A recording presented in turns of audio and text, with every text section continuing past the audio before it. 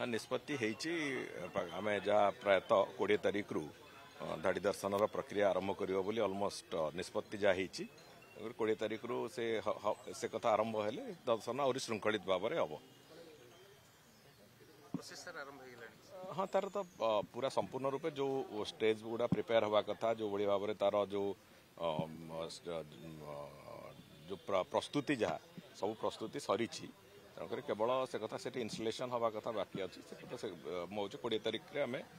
आरंभ करूँ तापर जो भाई भाव में श्रृंखलित हवा कथा जो प्रक्रिया से श्रृंखलित हबार प्रक्रिया आरंभ हो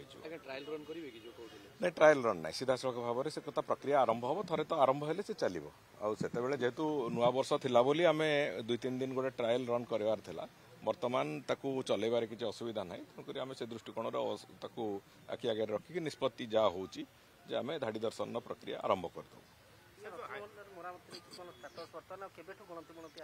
मरामती एवं 2-3 दिन मकर संक्रांति कारण जेहेतु नीतिकांति समस्या हो बोली बंद थिला